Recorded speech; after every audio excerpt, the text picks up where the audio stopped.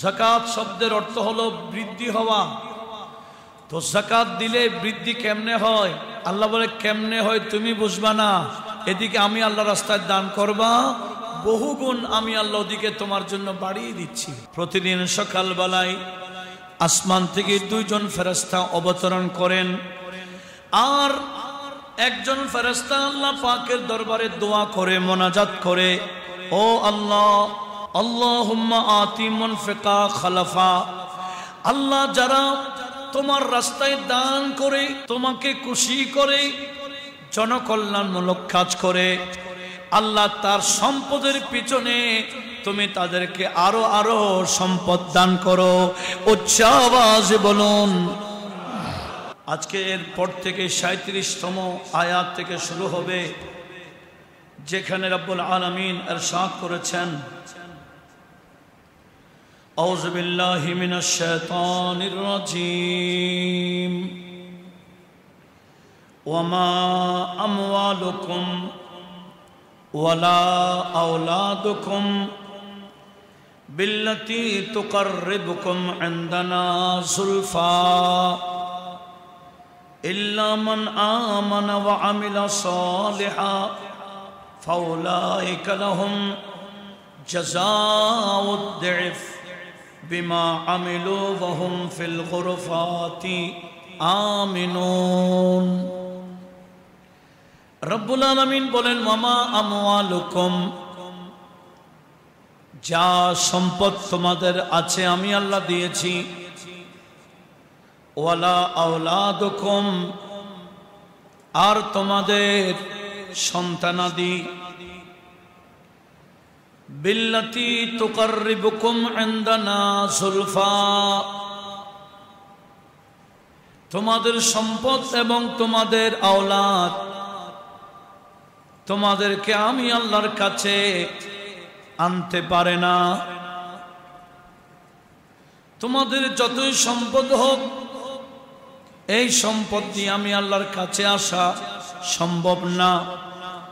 তোমাদের সন্তান দিয়ে আমি আল্লাহর কাছে আসা সম্ভব না।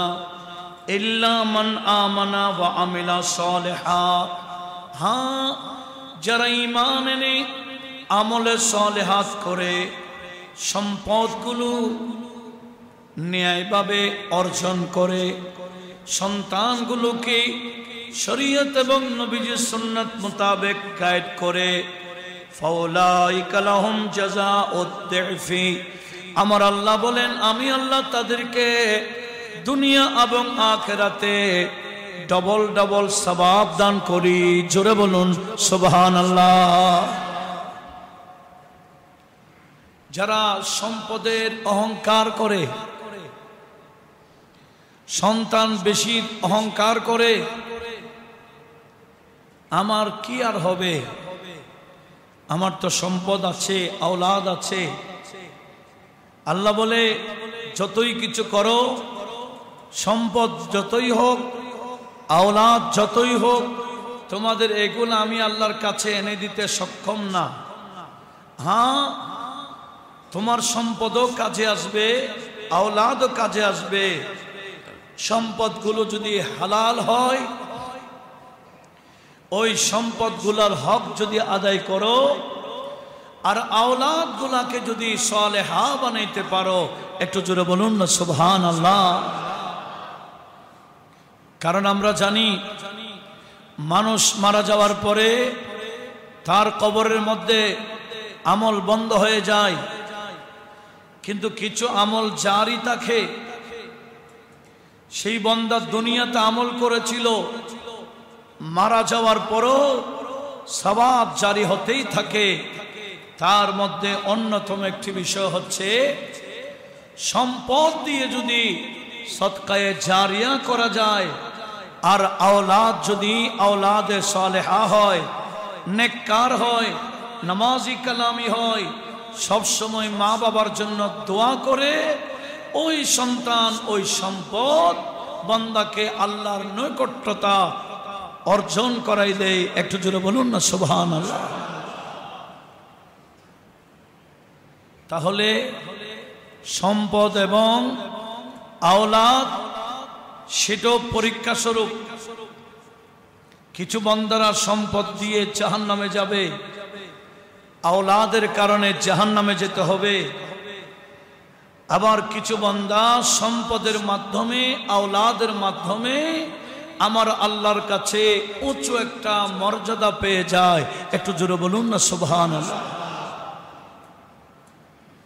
তাবরানী শরীফের হাদিস, মিশকাত শরীফও আসছে, হঠাৎ করে বান্দার ইন্তেকালের পরে দেখবে তার মর্যাদা বেড়ে গেছে। হঠাৎ তার মর্যাদা যখন বেড়ে গেল, তাকে এক স্থান থেকে অন্য স্থানে নিয়ে যাচ্ছে,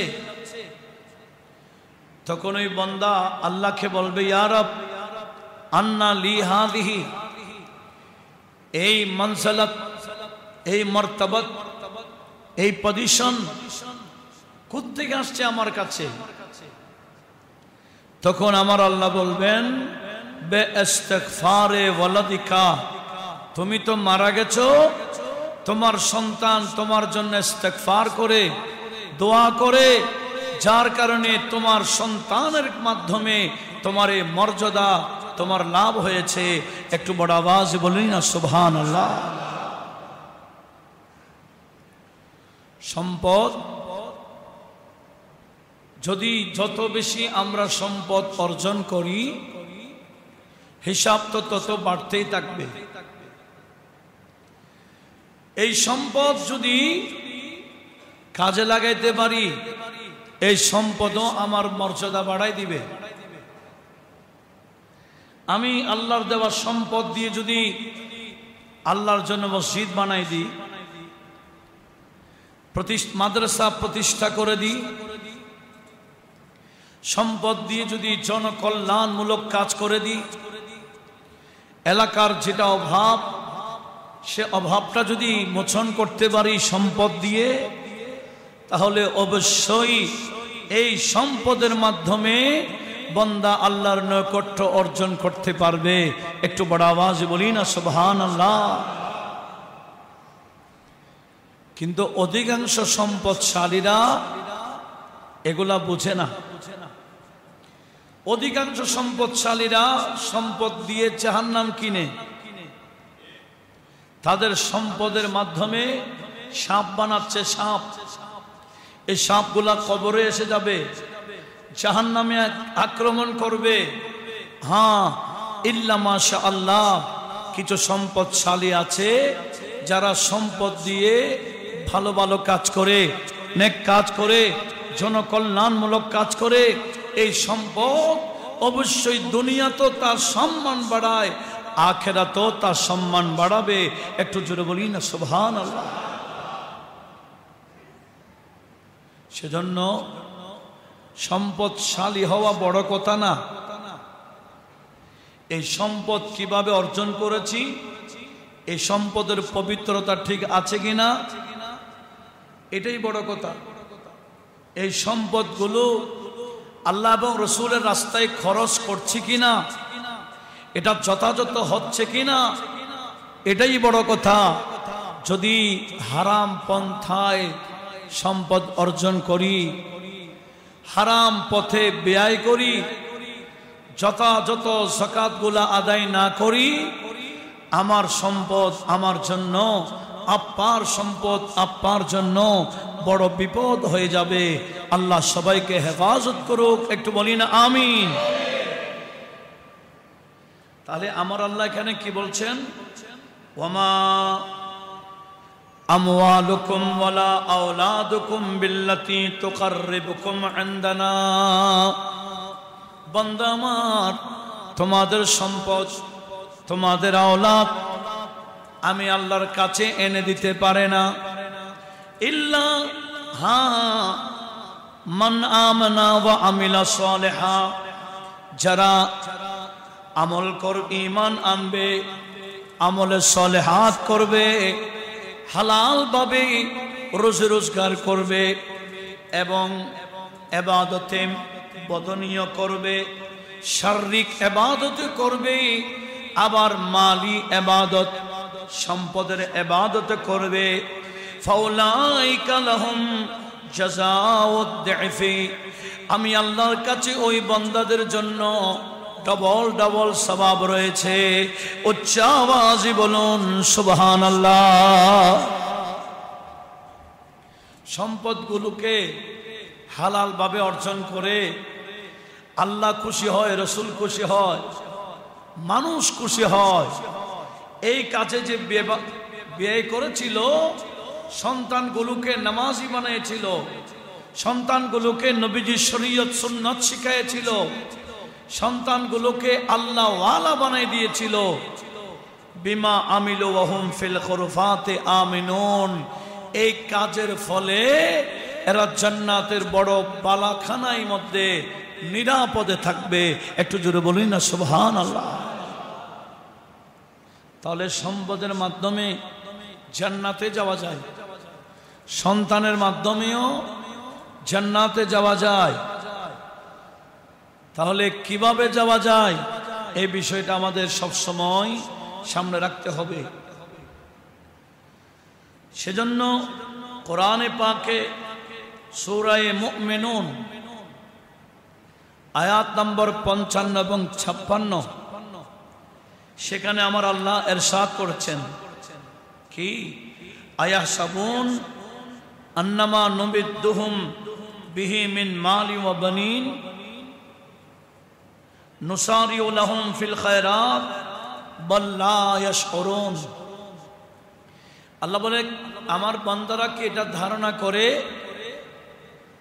যে আমি তাদেরকে অনেক মর্যাদাবান করে দেব, আমি তাদের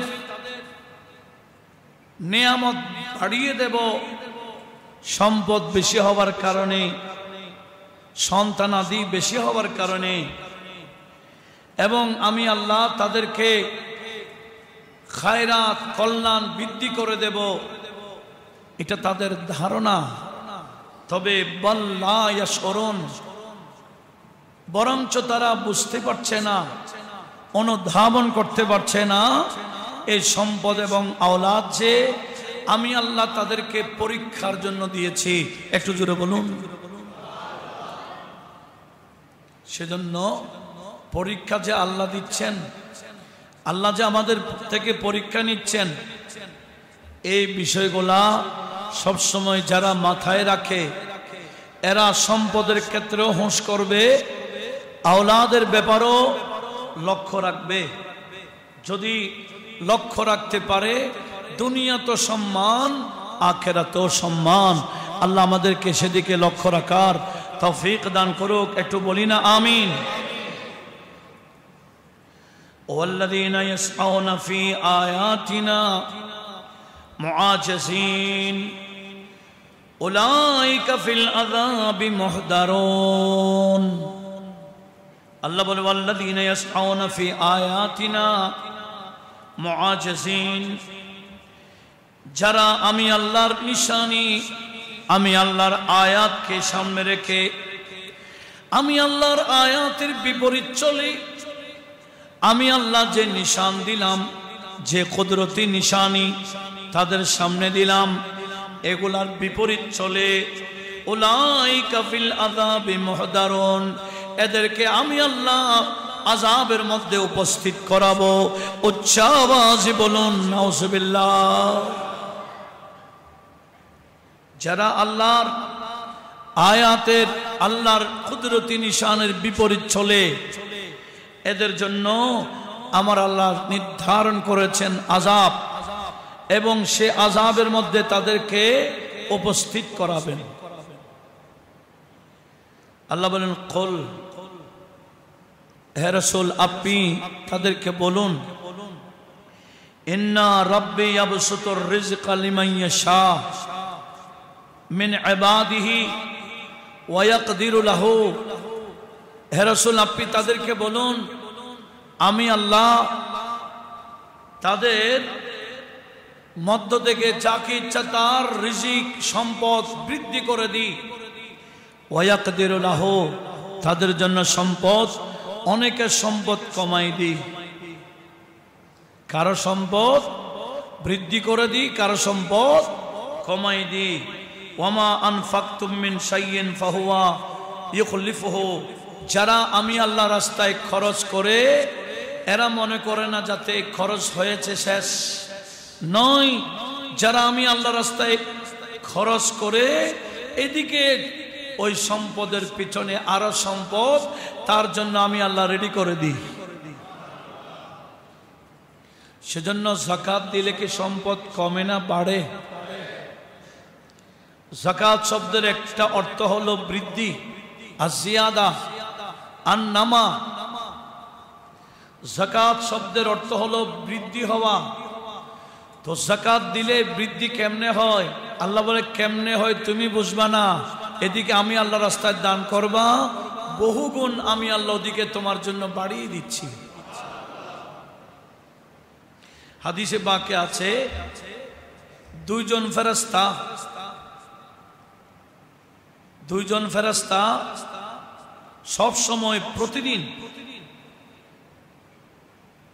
দেখেন যে হাদিস কা নাম মুত্তাফাক আলাইহি হাদিস, সে মুত্তাফাক আলাইহি হাদিসের মধ্যে বুখারী এবং মুসলিমের হাদিস। বুখারীতে 1442 নম্বর হাদিস, মুসলিম শরীফে 1010 নম্বর হাদিস। হযরত আবু হুরায়রা রাদিয়াল্লাহু তাআলা আনহু হাদিস বর্ণনা করছেন,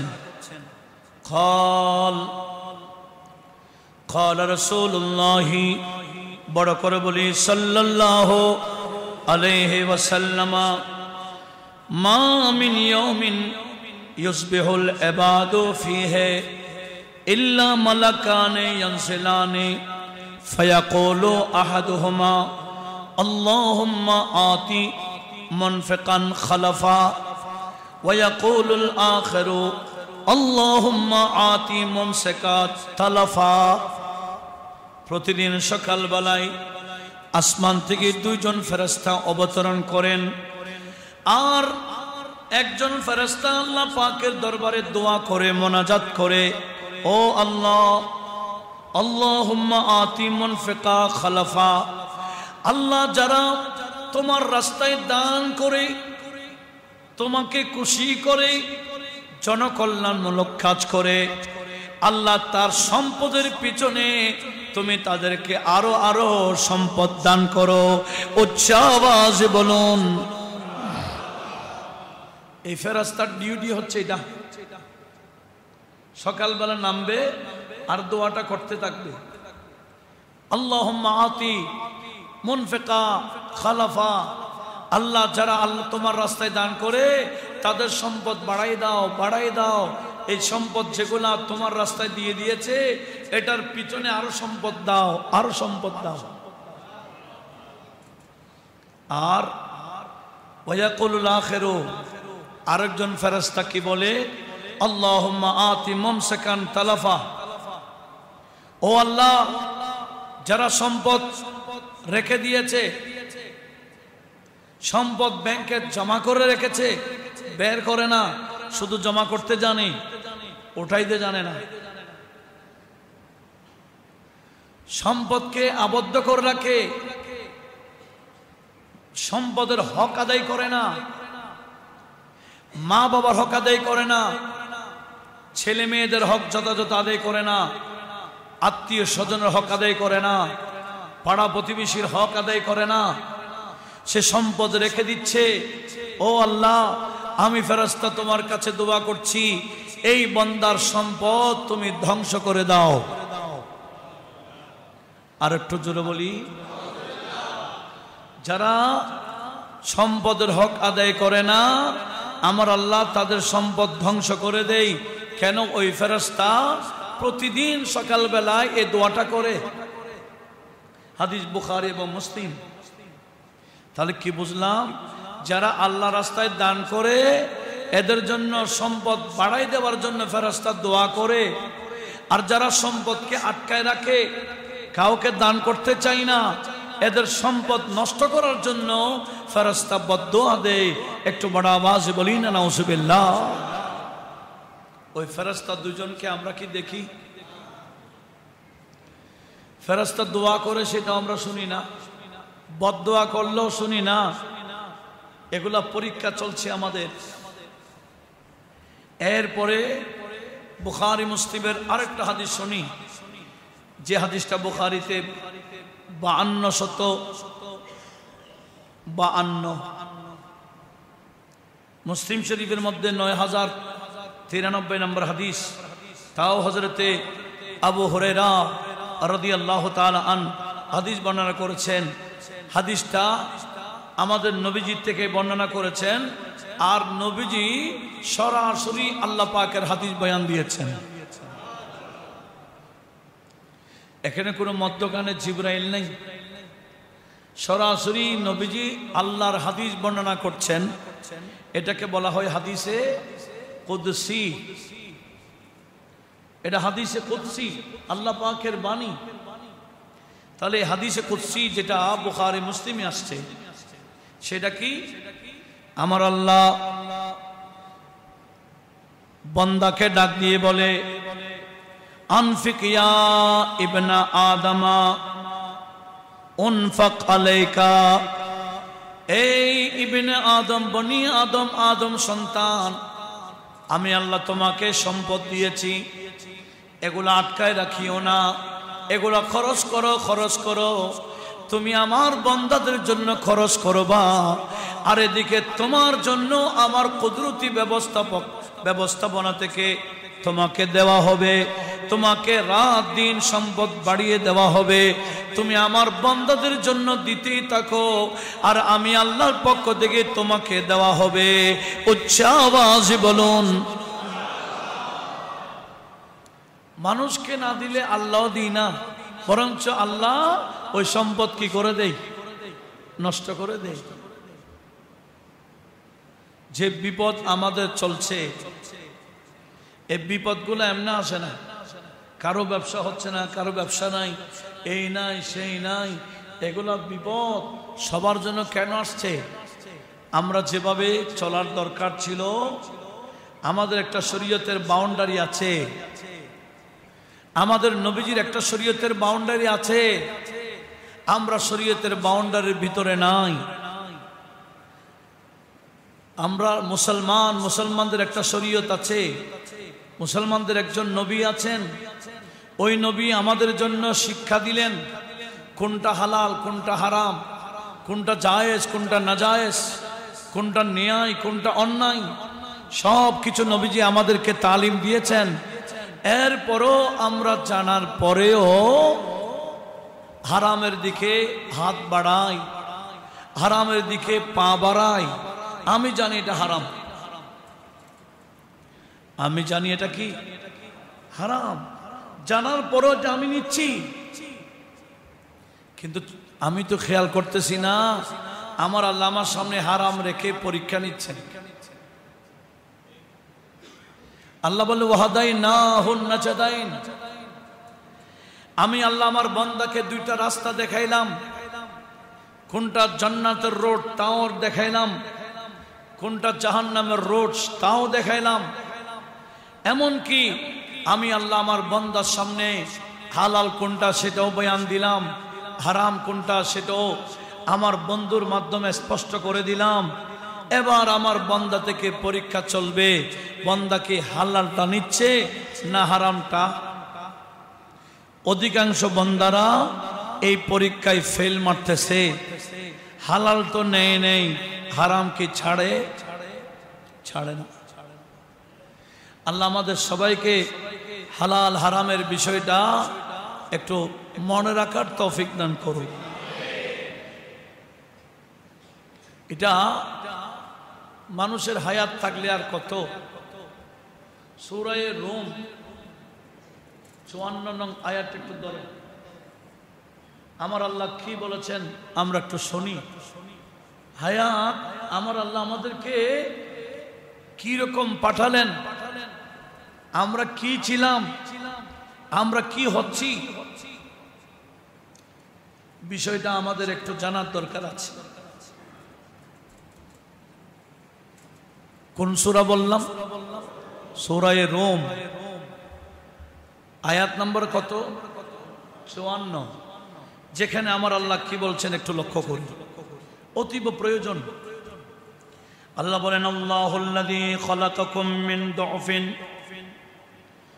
সুম্মা জাআলা মিন বাদি দুফিন কুওয়া সুম্মা জাআলা মিন বাদি কুওয়াতিন দুফা ওয়া শাইবা ইয়াখলুকু মা ইয়াশা ওয়া হুয়াল আলীমুল কাদির। আল্লাহ বলেন বান্দা আমি কে জানো? আমি আল্লাহুল্লাযী, আমি ওই মহান রব্বুল আলামিন। খালাকাকুম, আমি আল্লাহ তোমাদেরকে সৃষ্টি করেছি মিন দুফিন, তখন তোমরা একেবারে দুর্বল অবস্থায়। তোমাকে আমি দুনিয়াতে পাঠিয়েছি, তুমি হাত দিয়ে ভর করতে পারতা না, এমনি হাত পা নাড়াইতে পারো, ভর দিতে পারো না, পা দিয়ে চলতে পারো না, দুর্বল, কিছু নিয়ে খাইতে পারো না। আমি আল্লাহ তোমাকে দুর্বল করে দুনিয়াতে পাঠিয়েছি। উচ্চ আওয়াজে বলুন। আমরা সবাই এরকম দুর্বল ছিলাম কিনা? হাইওয়ান, পশু পাখি এরা বেশি দুর্বল থাকে না। গরু ছাগল দেখিয়েন, জন্মের পরে কয়েক ঘন্টার পর উঠে দৌড় দিছে, কিন্তু আমরা তো দৌড় দিতে পারি না। 1 বছর আগে দৌড়তে পারি না, 1টা বছর শুয়ে থাকি, কে হামু করে খাই, দাঁড়াইতে পারি না।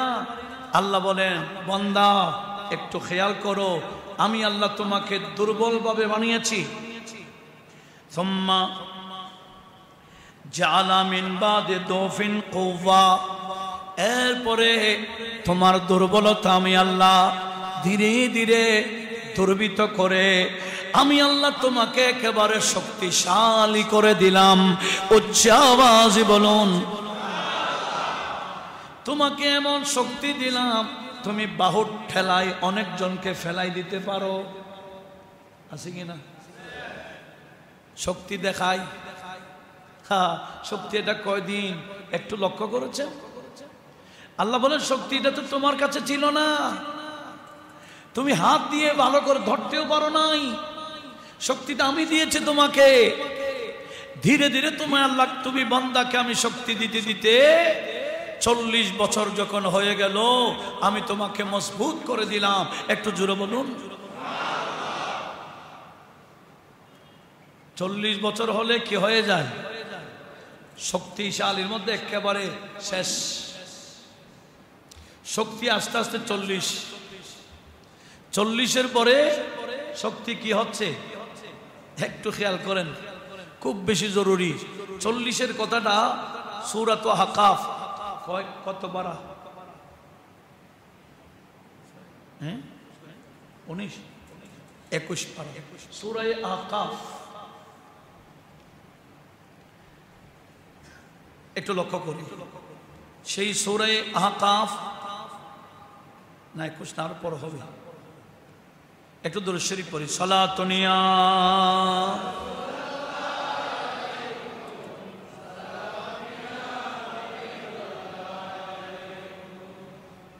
একটু লক্ষ্য করি, সূরা আহকাফ আয়াত নাম্বার হচ্ছে, আমার আল্লাহ পাক সুবহানাহু ওয়া তাআলা ইরশাদ করেছেন, এই আয়াতটি হচ্ছে 15 নং আয়াত।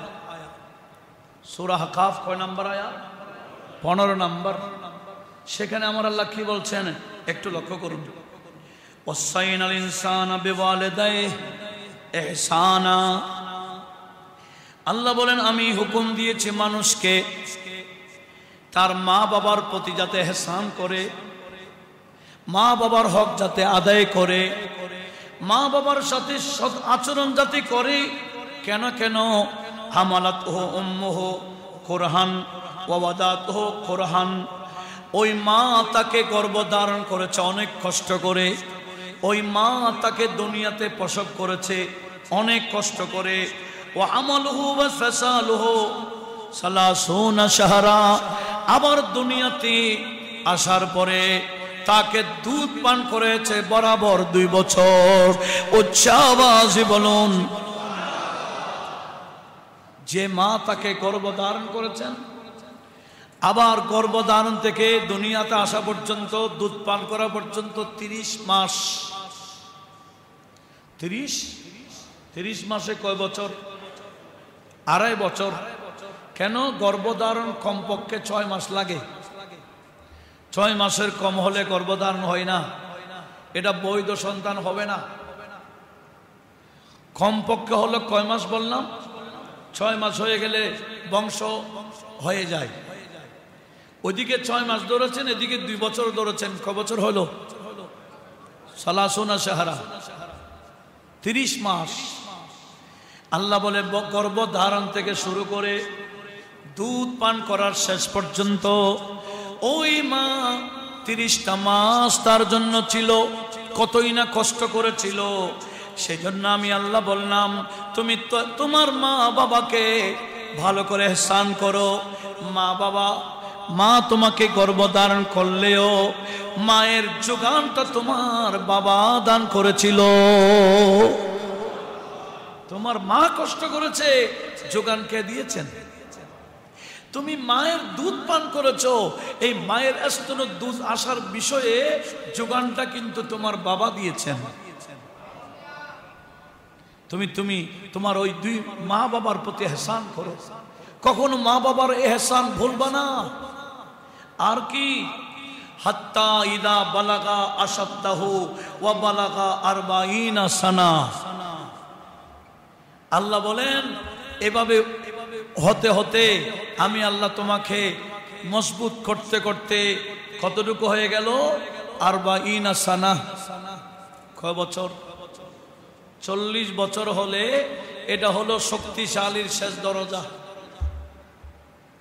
এদিকে শক্তি বাড়তে বাড়তে কয় বছর পর্যন্ত বাড়ে? আর 40 বছর থেকে আর বাড়ে। একটা খেয়াল করেন, একটা হচ্ছে বান্দার মানুষের একটা তুফুলিয়ত আছে, হালাতে তিফলিয়ত, এটা হচ্ছে 15 বছর পর্যন্ত। আবার হালাতে শাবাবিয়ত, যৌবনকাল, এটা হচ্ছে 15 থেকে 40 পর্যন্ত।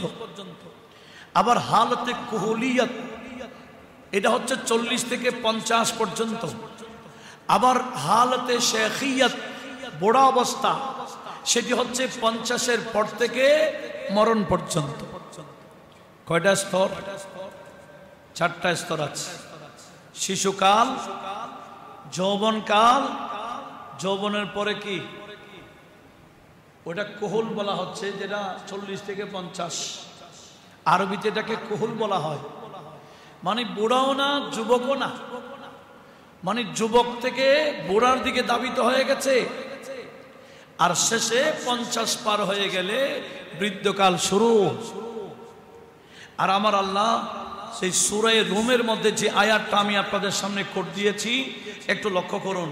আমার আল্লাহ বললেন, আল্লাহুল্লাযী খালাকাকুম মিন দুফিন সুম্মা জাআলা মিন বাদি দুফিন কুওয়া। আমি আল্লাহই মহান সত্তা, তোমাকে একেবারে দুর্বল অবস্থায় সৃষ্টি করলাম, এমনকি এরপরে আমি আল্লাহ তোমাকে শক্তি দিতে দিতে একেবারে শক্তিশালী করে দিলাম। তোমার বয়স 40 হয়ে গেছে, তুমি একেবারে শক্তিশালী হয়ে গেলা। সুম্মা জাআলা মিন বাদি কুওয়াতিন দুফান ওয়া শাইবাতান। এরপরে আমি আল্লাহ তোমার এই শক্তিটাকে এবার নিচের দিকে নিয়ে যাব। উচ্চ আওয়াজে বলুন, দুর্বল থেকে শক্তির দিকে, আবার শক্তি থেকে দুর্বলের দিকে। এই শক্তি এটা স্থায়ী না, এই শক্তির দাপট কেউ দেখাইয়েন না, এটা স্থায়ী নয়। সবাই এই কবরস্থানে যাব, সব সময় আমাদেরকে সেদিকে লক্ষ্য রাখতে হবে। এলাকার মানুষের হক আছে, পারস্পরিক যাতে আমরা হক আদায় করি। অনেকে অসুস্থ, অনেকে দুর্বল, আমাদের এলাকার সবার মিলে চাইলে একজন মানুষের চিকিৎসা করা এটা কোনো ব্যাপার না। আজকে একজন আমার কাছে আসছে এলাকার, আমি নাম বলতেছি, আমি বলছি না তোমার কথা আমি মসজিদে বলতে পারবো না, তোমাকে আমরা একটা টিম করব এলাকার, সহযোগিতা করো চিকিৎসার ব্যবস্থা করতে পারি ইনশাআল্লাহ। তাহলে আমাদের এরকম একটা টিম দরকার, এদের কাজ হবে মানুষের জনকল্যাণ, যাতে এলাকার পারস্পরিক হক আদায় হয়। এগুলো হইলে আমাদের আখিরাতের প্রস্তুতি। একটু বড় আওয়াজ বলুন না সুবহানাল্লাহ। আসুন, আমার আল্লাহ কি বলতেছেন? সৃষ্টি করেছি দুর্বল অবস্থায়, দুর্বল থেকে সবল করলাম। সবল কি তুমি শেষ হয়ে যাবা? না, সবল থেকে কোন দিকে যায়? আবার দুর্বলের দিকে। আল্লাহ বলেন ওয়াখলুকু মা ইয়াশা, এভাবে আমি আল্লাহ যেভাবে ইচ্ছা করি আমি বান্দাকে সৃষ্টি করি, এবং শক্তি দিয়ে, টাকা দিয়ে শক্তি দিই, শারীরিক শক্তি দিই, এমনি দিই না, বান্দাকে পরীক্ষার জন্য দিই। আল্লাহ আমাদের কথা এগুলা কোরআনের ওয়াজ, আল্লাহ পাকের বাণীর মাধ্যমে ওয়াজ। এই ওয়াজ ও নসিহত যাতে আমরা মনে রাখতে পারি মরণ পর্যন্ত, আল্লাহ সে তৌফিক আমাদেরকে দান করুক, আমিন। আরেকটা বিষয় আমি আপনাদের সামনে উপস্থাপন করছি, সেটি হচ্ছে আমাদের এখানে সকালবেলা মাকতব চালু আছে। মাকতব মানে সেখানে কি টাকা দিতে হয়? আমার তো জানা নেই, দিতে হয় না? ছেলেদেরকে টাকা দিতে মফত, এই মফত পড়ার কি নেই, গুরুত্ব চলে যাচ্ছে। এই সকালবেলা মক্তব জারি রাখা প্রত্যেকটা এলাকার মধ্যে অতীব প্রয়োজন।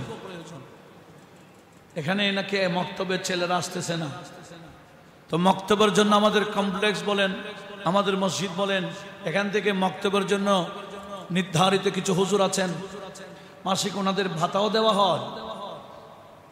আর এলাকার ছেলেরা কোরআন শরীফ পড়াবার জন্য পাঠাচ্ছেন না। যদি এই আগামী জানুয়ারির আগ পর্যন্ত যদি ছেলে মসজিদে না আসে, আমাদের কমপ্লেক্সের পক্ষ থেকে মক্তব বন্ধ করে দেওয়ার সিদ্ধান্ত নিচ্ছে। এবার বন্ধ করবেন না করবেন না এটা আপনাদের বিষয়। ছেলেরা পাঠান, পাঠাইলে মক্তব থাকবে, আর না পাঠাইলে এমনি মক্তবটা থেকে লাভ কি? অনুরোধ জানাবো এই মক্তবটাকে আবার পরিবেশ করুন। এই মক্তবের পড়াগুলা কবর পর্যন্ত কাজে আসবে। আল্লাহ পাক সুবহানাহু ওয়া তাআলা আমাদের সবাইকে সেদিকে লক্ষ্য রাখার তৌফিক দান করুক, আমিন।